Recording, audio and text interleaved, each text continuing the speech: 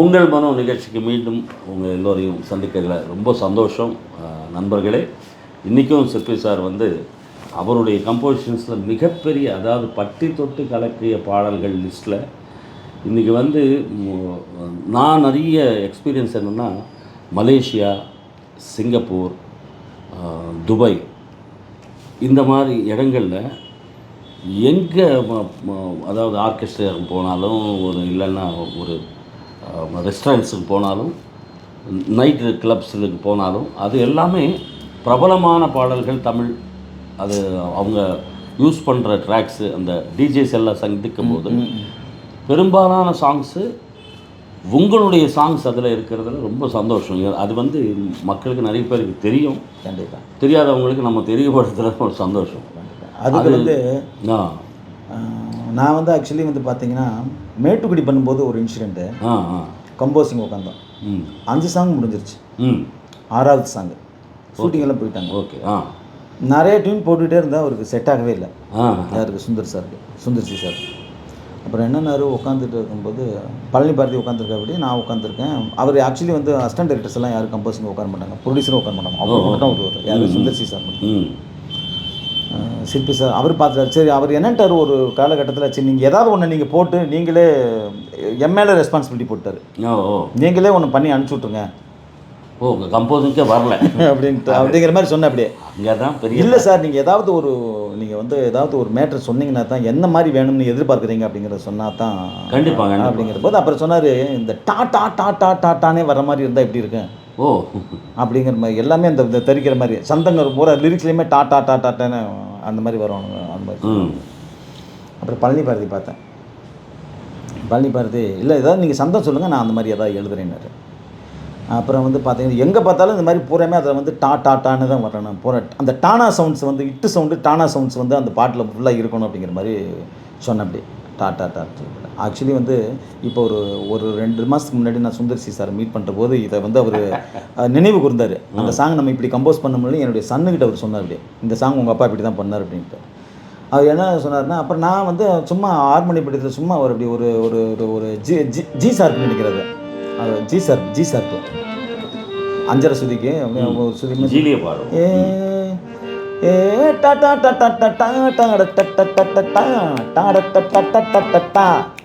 நான் இப்போ டாடாமலே பாடுவேன்.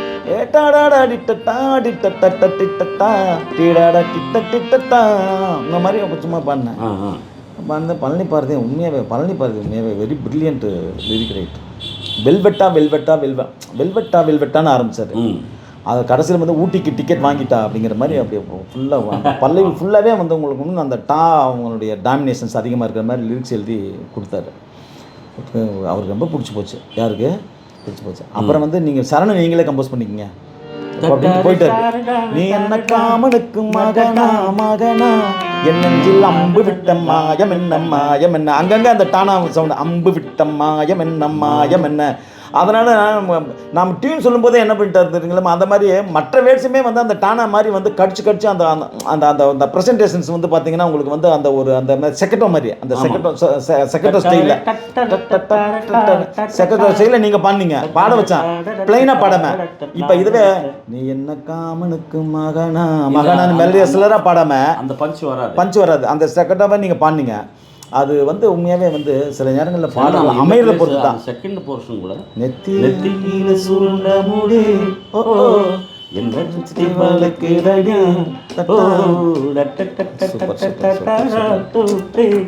ஆமாம், அது ஆன்சர். இதுக்கு என்ன பண்ணணும் தெரியுங்களா, இதுக்கு வயலன்ஸ் மிக்ஸ் பண்ணணும். அப்போ வந்து கண்டக்டர் வந்து ஜோசப்பன் இருந்தார். அப்பா இதுக்கு வயலின் செக்ஷன்ஸ்க்கு வந்து ராஜா சாருடைய வயலின்ஸ் இருந்தால் தான் இது வாசிக்க முடியும், சேம்பர் ஆர்கெஸ்ட்ரா இருந்தால் தான் வாசிக்க முடியும். ஒவ்வொன்று கிரியேஷனுக்கு இதுக்கு பின் நாங்கள் கீபோர்டில் வயலின்ஸ் வாசித்து நாங்கள் வந்து ஷூட்டிங் அனுப்பிச்சிட்டோம். அப்புறம் வந்து சுந்தர்சி கேட்டு, என்ன இது வந்து ரொம்ப இதோ மாதிரியா இருக்குது, கொஞ்சம் பஞ்ச் இல்லாமல் இருக்குது, கொஞ்சம் டைம் கொடுங்க சார். ராஜா சார் கொஞ்சம் ரீரெக்கார்டிங் போயிட்டுருக்கு, ஏதோ ஒரு படம் ரீரெக்கார்டிங் போயிட்டுருக்கு, மியூசிஷியன்ஸ் ஃப்ரீ ஆனதுமே அந்த மியூசிஷியன்ஸ் பரவாயில்ல கொஞ்சம் வெயிட் பண்ணுங்கன்னு சொல்லி போட்டு யாருமே கல்யாணம் என்ன சேம் அப்படியே அந்த ராஜா சாருடைய அப்படியே டோட்டலாக நம்ம கொன்னக்குடி சார் பையன் சேகர் சார், இவங்க குரூப் எல்லாத்தையும் கூப்பிட்டு உட்காந்து நோட்ஸ் கொடுத்து உட்காந்து அதை எப்படின்னா அது அந்த தக்க தக்க தக்க தக்க தத்த அதுவும் உங்களுக்கு இப்போ செகண்டா மாதிரி தக்க தக்க தக்க தக்க ஸ்டெக்கட்டா மாதிரி தக்க தக்க தக்க தக்க தத்தா தக்க தக்க தக்க தக்க தத்தா தக்க தக்க தக்க தக்க தத்தா தக்க தக்கதா அது மாதிரி பண்ணு கோரஸ் எல்லாமே அவங்க ஸ்டெக்கட்டோ அந்த ஃபார்மேட்லேயே அந்த பாட்டை நாங்கள் இல்லை பண்ணோம். ஒவ்வொரு பாட்டினுடைய அதை இன்சைடு நம்ம போய் பார்க்கும்போது இந்த ஆனால் அந்த த்ரோ நீங்கள் பாடும்போது அந்த நான் இப்போ நீங்கள் பாட்டை கற்றுக்கிட்டு நான் கன்சோல் ரூமில் உட்காந்துட்டு அந்த ஃபஸ்ட்டு அந்த பல்லவி அந்த த்ரோ கேட்கும் போது ஒரு கான்ஃபிடென்ட் வந்தது, இந்த பாட்டு உண்மையாகவே செமையாக அமைஞ்சிருச்சுடா அப்படின்னு சொல்லி போட்டு அதை நீங்கள் வந்து எனக்கு ஞாபகம் இருக்குது.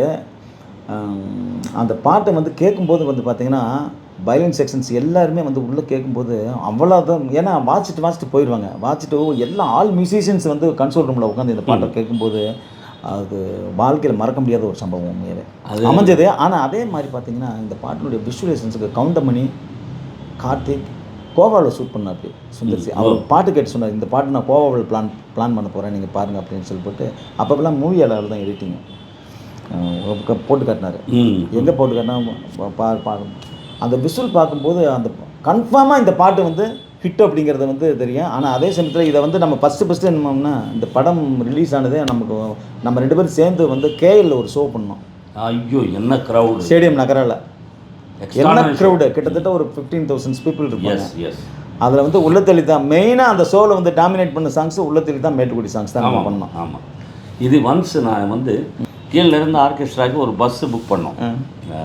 அது போகும்போது ஒரு டிரைவர் எஸ்பெஷல்லி இந்த சாங்கு ஒரு 4 டைம்ஸ் போட்டிருப்போம். 4 டைம்ஸ் கூட வண்டி ஹெவி லோடு ஒரு 10 கிலோமீட்டர் அதிகமாக ஸ்பீடு போச்சு. அவர் சொல்கிறார், இது வந்து நாங்கள் ரெகுலர் இந்த ரூட்டில் மேட்டுக்குடி சாங்ஸும் உள்ளத்தேளித்தா சாங்ஸும் நாட்டாமல் அதாவது அந்த ஆக்சுவலி வந்து இந்த பர்டிகுலர் இந்த வெல்வெட்டா சாங்ஸ் வந்து கிட்டத்தட்ட வந்து இன்ஸ்டாகிராம்லேயும் சரி ரீல்ஸ்லேயும் சரி இன்றைக்கி இருக்கிற அதாவது எனக்கு என்ன சந்தோஷம்னா இதில் நம்ம வந்து இதை வந்து கிட்டத்தட்ட 25-30 வருஷத்துக்கு முன்னே 25 வருஷம் தான் தாண்டிடுச்சு இந்த பாடல்கள் பண்ணி. பட் அன்னைக்கு இருக்கிற கிட்ஸ் வந்து இந்த பாட்டை எடுத்து ரீல்ஸ் பண்ணி கிட்டத்தட்ட ஏகப்பட்ட பேர் ரீல்ஸில் இந்த பாட்டு ட்ரெண்டிங் பண்ணிட்டு இருக்காங்கிறது எனக்கு ரொம்ப சந்தோஷம். Such nice. அதாவது ஒவ்வொரு கம்போசிஷனுக்கு பின்னாடி அந்த டைரக்டர் கொடுக்குற சுச்சுவேஷனும் சரி, அந்த கவிஞர் கொடுக்குற லிரிக்ஸும் சரி, அந்த மெட்டு கொடுக்குற கம்போசர் இல்லை காரணம் என்ன, அதுக்கு வந்து இந்த நேரத்தில் நம்ம 2 பேருமே சுந்தர் சிக்கு தான் நன்றி சொல்லணும். கண்டிப்பாக. காரணம் என்னென்னா அவ்வளோ ஃப்ரீடம் கொடுப்பாரு. எஸ், அது வேணுங்க. நீங்கள் இப்போ சுந்தர் சி படம் வந்து உள்ளத்தெளித்தா, மேட்டுக்குடி, ஜானகிராமன்லாம் பாடிருக்கீங்களே, என்னைக்காவது வாய்ஸ் மிக்சிங் இருக்கும்போது நீங்கள் டைரக்டர் பார்த்துருக்கீங்களா? இல்லை, வரவே இல்லை. டைரக்டர் வரமாட்டார். ஆமாம். என்னையும் பழனி பாரதி, மனோஜ் சார் 3 மனோஜ் சார் பாடுறாரு தான் வரவே மாட்டார். மனோஜ் சார் தான் அவர் சொல்லிடுவார், சிங்கர் சொல்லுவார், மனோஜ் சார்வே பாட வச்சுருங்க அப்படின்னு சொல்லிட்டு போயிடுவார். அது வந்து நம்ம மேலே நம்பிக்கை. அது வந்து அந்த ஃப்ரீடம் வந்து எனக்கு எந்த டைரக்டருமே கொடுக்கல இது வரைக்கும். ரீரெக்கார்டிங் வரமாட்டார். ரொம்ப சந்தோஷமாப்பில் மறுபடியும் மீண்டும் நம்ம மக்களை சந்திக்கிறதுக்கு நீங்கள் உங்களுடைய அப்பாயின்மெண்ட் கொடுக்கும்போது நீங்கள் என்ன அப்பாயின்மெண்ட்டெல்லாம் கிடையாது, அதெல்லாம் கிடையாது. ஓப்பனாக சொல்ல போனால் நிஜமாக அது உங்களுடைய ராஜேஷ் தம்பி அவங்களுடைய சப்போர்ட்டில் நம்ம ஒரு யூனிட் ஒர்க், இது கூட ஒரு டீம் ஒர்க்கு தான். கண்டிப்பாக. இது என்னன்னா நிறைய பேருக்கு இந்த பின்கதை, ஒரு சாங்குக்கு பொதுவாக இப்போ நான் தனியாக பேட்டி கொடுக்கும்போதோ நீங்கள் தனியாக பேட்டி கொடுக்கும்போதோ இந்த மேட்டரை பேச முடியாது. ஆமாம், இந்த பாட்டை உருவாக்குனது நம்ம. கண்டிப்பாக. ஸோ நம்ம 2 பேரும் சேர்ந்து வியூவர்ஸுக்கு வந்து இந்த பாட்டு இப்படி தான் நாங்கள் உருவாக்கணும் அப்படின்னு சொல்லும்போது வந்து அது வந்து இதில் வந்துட்டு நிறைய பேர் இப்போது அந்த காலேஜ் டேஸில் நம்ம காம்பினேஷன் சாங்ஸ் கேட்டுட்டு இப்போது வந்துட்டு அவங்க ஒரு 40s தாண்டி எந்தெந்த கண்ட்ரியில் இருக்காங்களோ ரசிக பெருமக்கள் இதெல்லாம் பேசும்போது அவங்களுடைய காலேஜ் டேஸுக்கு போவாங்க. நிறைய இன்பம் அவங்களுக்கு கொண்டு வரக்கூடிய ஒரு சுச்சுவேஷன் நம்ம 2 பேர் க்ரியேட் பண்ணுறது உங்கள் மனவில் எனக்கு ரொம்ப சந்தோஷம். தேங்க்யூ ஸோ மச் மக்களே, மீண்டும் சந்திப்போம். Thank you so much.